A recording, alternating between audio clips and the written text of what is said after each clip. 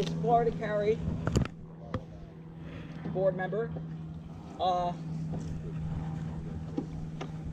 Jim Dykes, who's going to come up here and speak on Who knows? this spot, Jim. Yeah. Speak on who knows who's your Huckleberry. Yeah.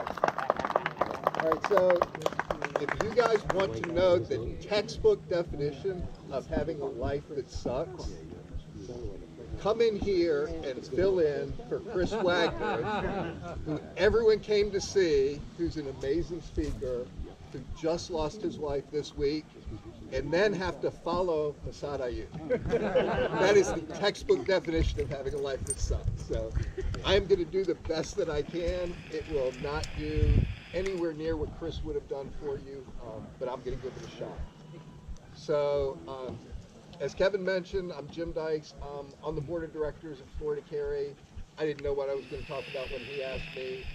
So what I'm basically going to talk about is kind of where we sit right now and the things that we're looking to concentrate on in the near term, because I think that's probably what a lot of you guys want to hear. I'll start off with telling you that I was educated in Virginia public schools, so I'm not the brightest person in the world. I spent over 20 years in the Army, so I'm not the brightest person in the world.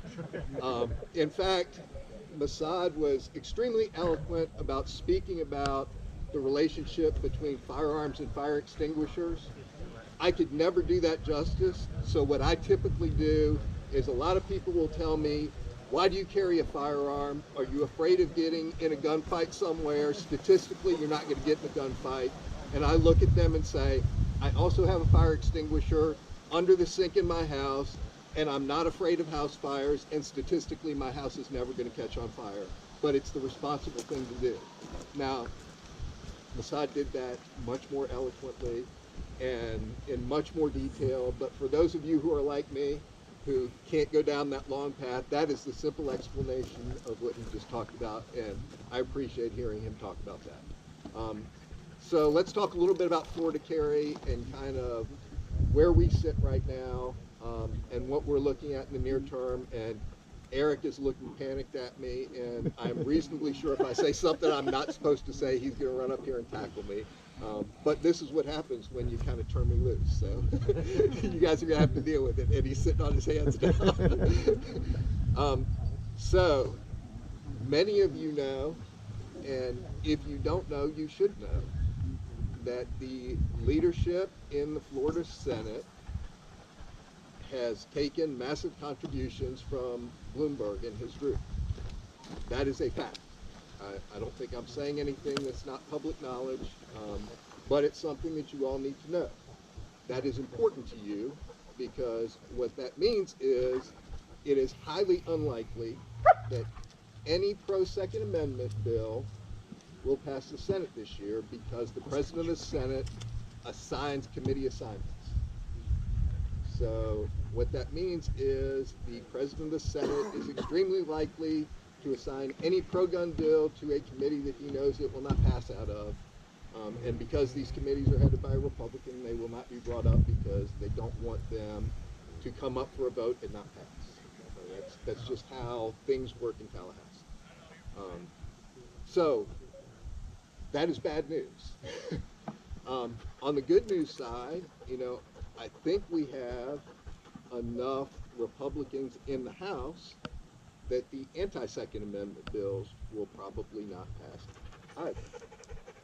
The challenge is, and this is me speaking now, this is not Florida Carry, so I'm going to step away from the Florida Carry side and step into Jim Dykes personally. I think that the Bloomberg organization is going to push as hard as they can in the press to force votes on anti-Second Amendment bills in committee. I think that they will do everything that they can to try to embarrass any legislator in either the House or Senate who votes against it. It is my hope that these legislatures have enough intestinal fortitude, enough common sense, and enough understanding of their constituents that they will vote the way they know is right and proper. And I feel that is the case. The other thing that I think will help us a great deal is Governor DeSantis, a few of us from the board and our general counsel actually got to meet with him when he was running for governor. And he is a firm believer in the Second Amendment, unequivocally. So I'm also confident that if anything should come to his desk that's anti-Second Amendment, he will not do a Rick Scott. He will not sign it. He is a strong, fervent constitutionalist. In fact, he is much more of a constitutionalist than he is a pro-Second Amendment person. That's the fact. He's very pro-Second Amendment, but he is a very, very strong constitutionalist. The other thing that's going to help us out a lot in the state of Florida is, thanks to the appointments in the past year to year and a half, our court system in the state of Florida is moving back to the right. And so, looking at the tea leaves, my prediction is that a lot of what Florida Carry is going to do, at least in the near term, is going to be defending against anti-gun bills in the legislature as they come up, and pursuing cases in the court systems where we can. And that would be federal and state courts. And I think you're going to see that a lot more. We are also going to be asking our members to get involved much more, to talk to your congressional representatives. It is important that they hear from you.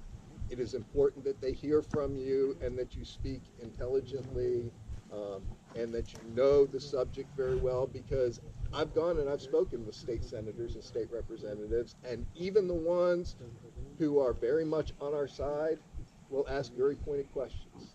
And they expect if you're going to come to talk to them that you have very specific answers. So they will ask you things like, okay, I hear what you're saying. What is your recommendation? Give me a recommendation and then justify why you have that recommendation. Some of the really good ones will even give you the arguments that you get from the other side and say, okay, what's your counter to this? If any of you are looking for talking points like that, let me know, or someone from the board of Florida Carry or one of your region leads know in Florida Carry. We will help you with talking points. We will help you with the counters to some of these arguments against the Second Amendment. That's something that we've decided we're willing to do. We will go out, so if you have an appointment scheduled to talk to one of your legislators and you want that, get in touch with one of us. I know I personally would be more than happy to help you with that. And we can kind of walk through what you think they might ask, what I think they might ask, and I can give you some talking points.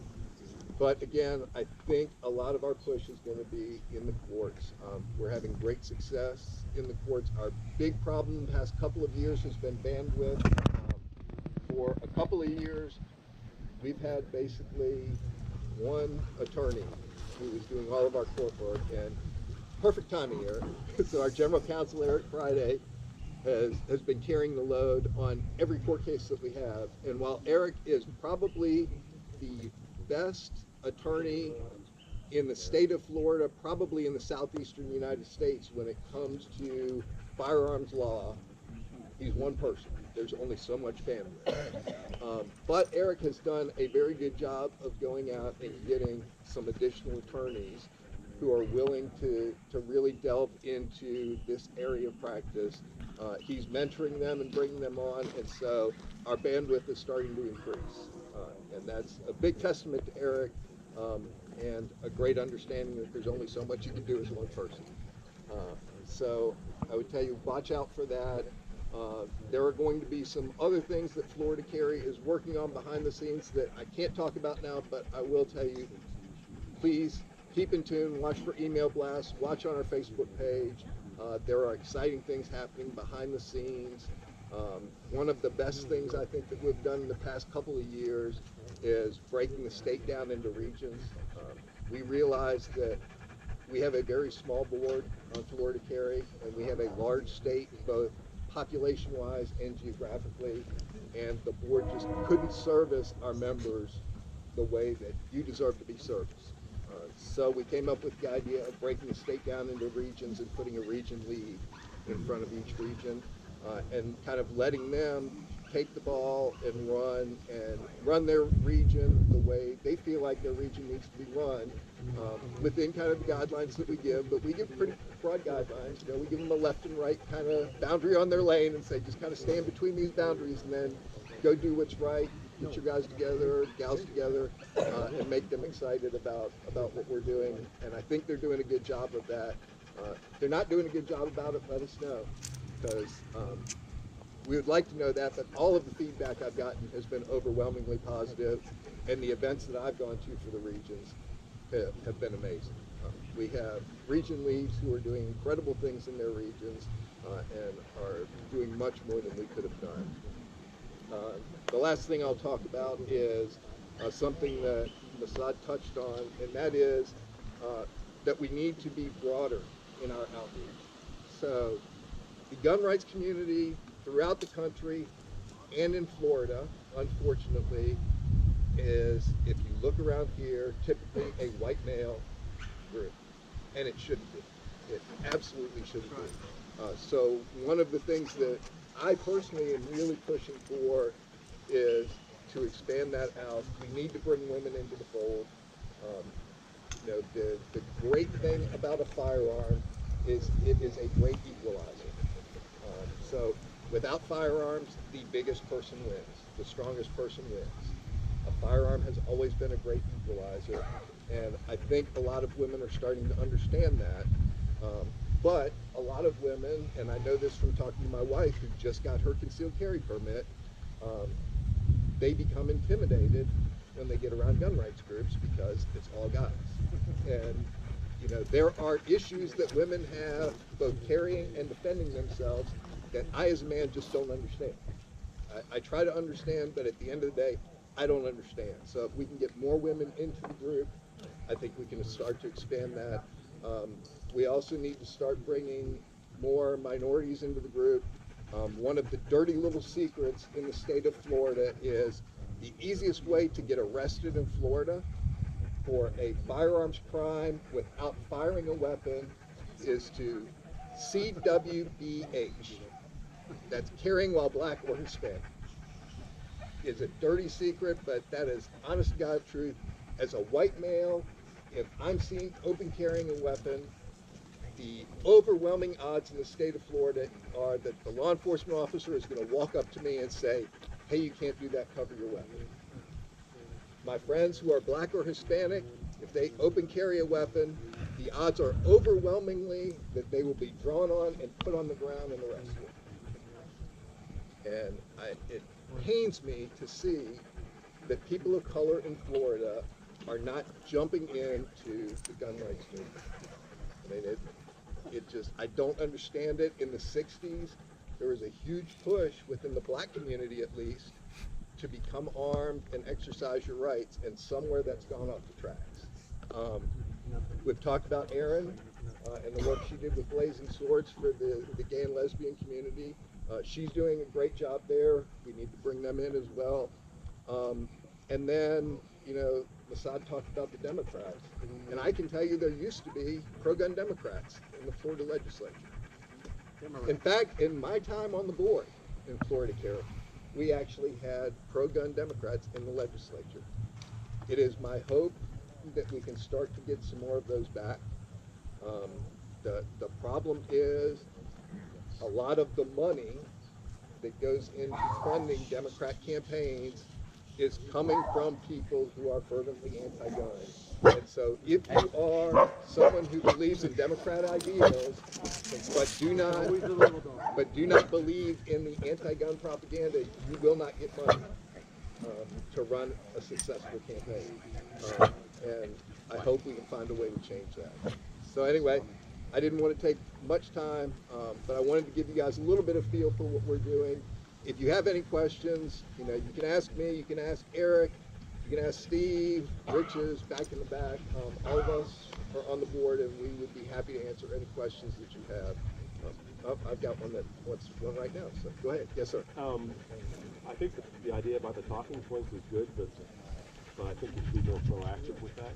If there's a lot of common arguments that you hear and you have counters for, those should be online somewhere. Okay. Everybody has access. I tell you what I will do then. I will take it on myself. Rich, so you got to listen so you can hold my feet to the fire. I am volunteering to write up some pro-Second Amendment talking points to post on our website. Frequently asked questions. So I will write those up and I will get those posted onto the Florida Carry website. So, and Rich will make sure I do it because he loves beating me up for missing things that I'm supposed to do. So Don't worry, I won't forget it. and Kevin's even worse. Kevin's like a bull terrier. All right, so thank you very much for listening to me. I really wish Chris could have been here, but I appreciate the time. Thank you. I know where